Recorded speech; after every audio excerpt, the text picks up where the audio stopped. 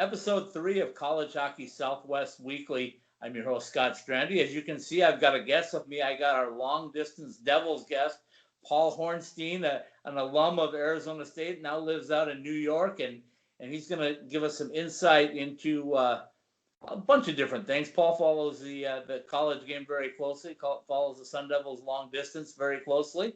But more importantly, we want to call Paul's feedback every week about as the season progresses and the Sun Devils continue to hopefully move up the ladder. I want to find out what's going on the East Coast. So this East Coast bias stuff goes away for us, Paul. What do you think of that? I'm ready. I'm ready. Listen, as you say, I live in New York, and these 10:30 starts for football games are killing me. Killing me. Sleep pattern is shot, right? Oh yeah, absolutely. And you usually for work, I'm getting up at 4:30 in the morning, so that really destroys the sleep pattern. Well, Paul, tell everybody that's watching a little bit about yourself and about when you were at ASU and your love for hockey, and specifically Sun Devil hockey. Well, I grew up here in New York until I went to college. I grew up a big hockey fan. My father took me to hockey games when I was a kid. I grew up an Islanders fan. I was fortunate enough to be around here when they were starting to build their dynasty.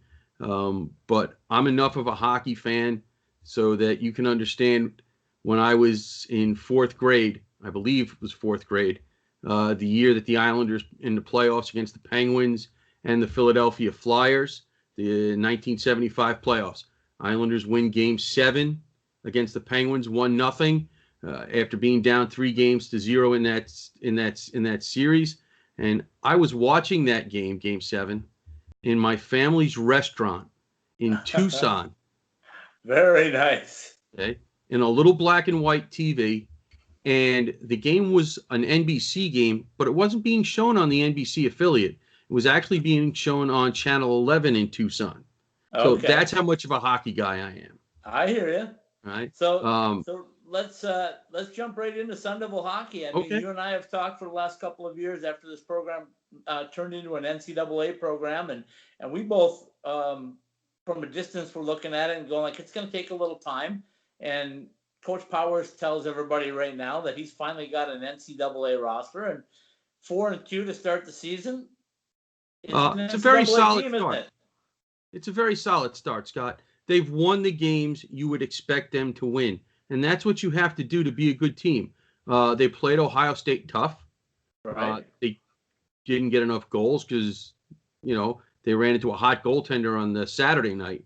Even though he's their backup goaltender, he had a really good game, and they just tons of chances, couldn't put any past him.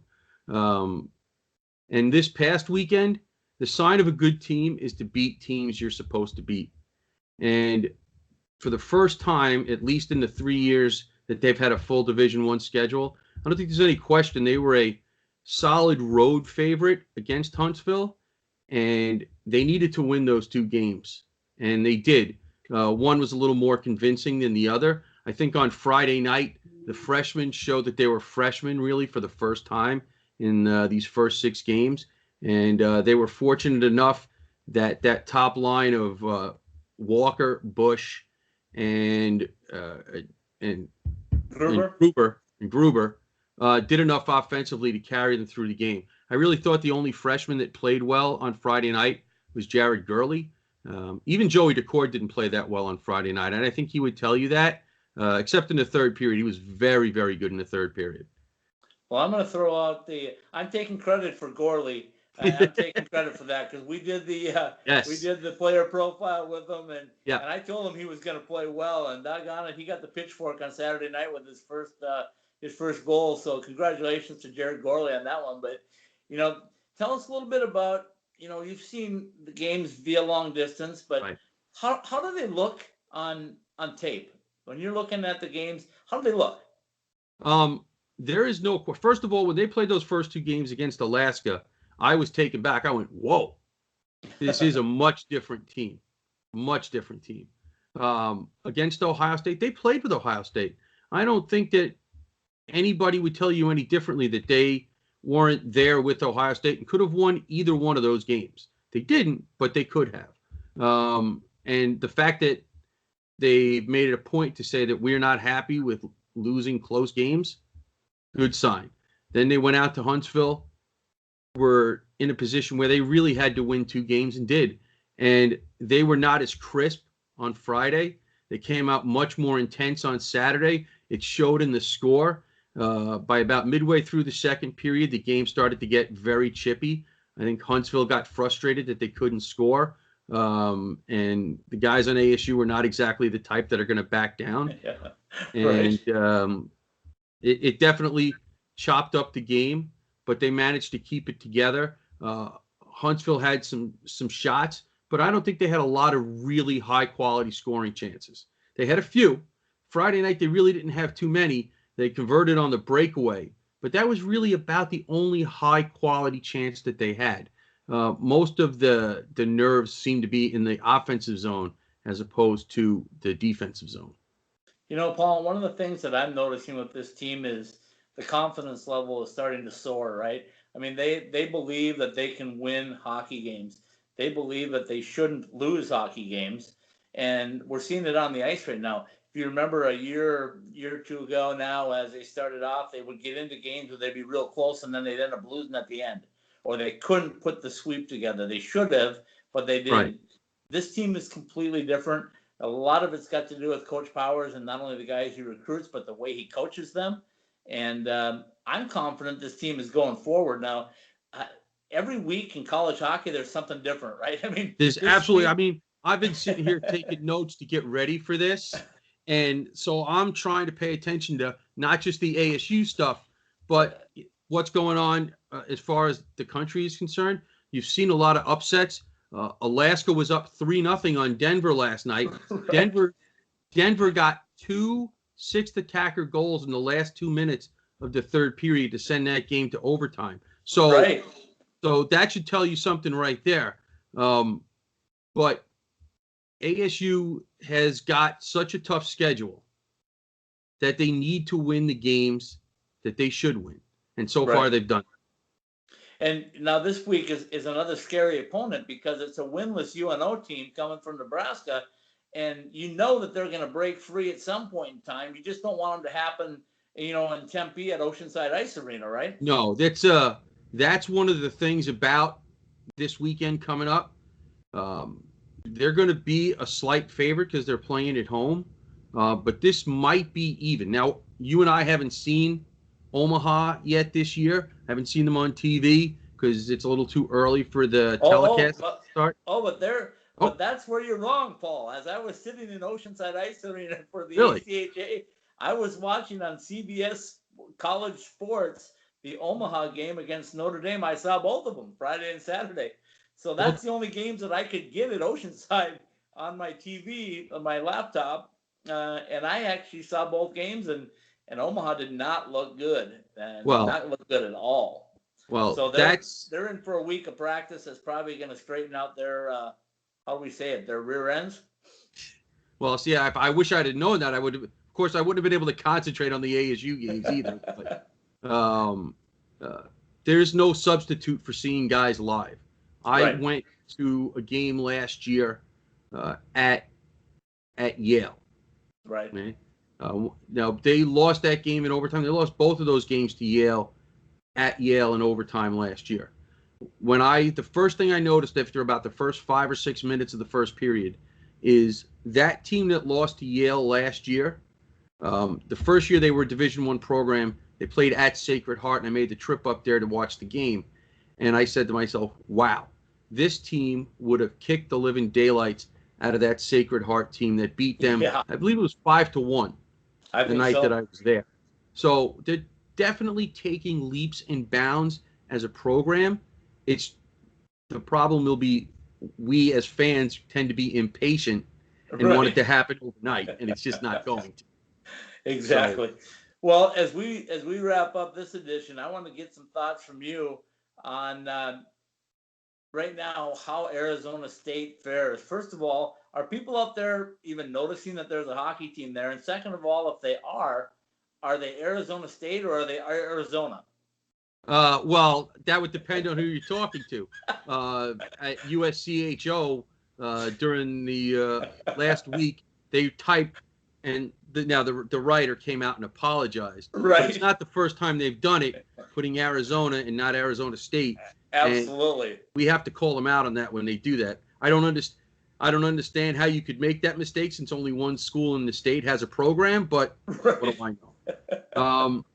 But to be honest, we as fans are noticing. I don't think the college hockey world, at least in terms of the East Coast, is really aware of what's going on yet. I don't think they're on the radar. They haven't come back here to the East Coast yet. I think in a couple of weeks they play at Princeton. I'm going to try and get to this Saturday game. I have a friend of mine that said that Hobie Baker Arena is a place that can't be missed. So I want to try and get to one of those. So I don't really think they're on the East Coast radar yet. We as Sun Devil fans notice, especially when they come here, because we get all excited. You don't get a chance to see very many ASU teams this close to the Atlantic Ocean. So exactly. Well, we're going to look into it's going to be a big week for us here at College Hockey Southwest Weekly, because we've got the Hall of Fame game up in Vegas. So I'm going to be headed up to Vegas this week, and I'm going to be up there. I won't be there for that game, but I'm going to be at the practices on Friday. Tom Callahan will be sitting in my spot under the rafters at Oceanside on Friday night, and then I'll be back Saturday to hopefully see another sweep of Nebraska-Omaha. Yeah, they're going to need to sweep, because honestly, the schedule gets much tougher after Omaha. I think they play at Penn State, if I'm not mistaken, after Omaha. Yeah, that's going to be a road trip that they're going to have to be awake on. And Penn State's probably going to be number one when the polls come out this week. Yeah, entirely possible. Possible. The two things, one that's ASU related, one's not. Just based on your comment about the Hall of Fame game, why are they playing that where they're playing it? How are they not playing that at T-Mobile or at least the Orleans Arena? They're playing. Well, let me correct that. That is where it will be played, is at Orleans. Oh, I thought they were playing it somewhere else. Yeah, that's initially what I was told, but it is at Orleans, and it is sold out, and the teams will practice on Friday morning. I'll be there for some coverage Friday morning, so I'll see North Dakota practice, I'll see Minnesota practice, and come back with some insight. Unique that they brought them all the way to Vegas and didn't play on Friday night, because they could have. I mean, as far as I know, Saturday night the Golden Knights are playing, and I think they could have played that game, Friday. No, I believe the Golden Knights are Friday. I don't know why they couldn't have played it there Saturday, but listen, you and I both know that game being in Vegas, if they'd have played that at T-Mobile, whether it was Friday night, Saturday afternoon, Saturday night, Sunday afternoon, that building would have been full. There's no doubt about that. Absolutely.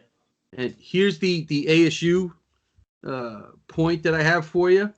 ASU has 4 wins. Right. Boston College, BU, North Dakota, and Michigan have 2 combined. Right. And we're 3 weeks into the season. We're not. Are you listening, pollsters? That's all I have to say. We're not talking the first week of the season. We're talking 3 weeks into the season. Now, listen, the level of competition might have been different between them, but still, those are the 4 storied programs in college hockey. Well, I'm going to leave you with something that Steve Rollick told me from Ohio State. He said every team in NCAA hockey can beat any team in NCAA hockey on any given night. And he said the parity is better than he's ever seen and ever imagined. So we can't sell this short that the competition is the competition. They put them on the schedule. You play the games. Right. You still got to go through the motions. You still got to do it. So I'm not buying that one anymore. It's I'll back up. A win is a win in college hockey. Absolutely. I'll back up your point. Merrimack beat BU over the weekend, 3-0. Yep. They've played 118 times. That's the first time Merrimack has ever shut out BU. Awesome. That's a great fact. That is fun to hear. So, well, I appreciate your time. We're going to tune in every week and get this segment recorded. So stay boned up on your hockey, will you? Doing the best I can, Scott. I know it. It's great having you on. I know the Sun Devil fans down here are going to love to see you and hear you. So Keep up the good work. We'll talk again next week, and hopefully we're Got it. talking about another sweep of University of Nebraska Omaha. Here's hoping. We'll see you next week. All right. Thanks, Paul.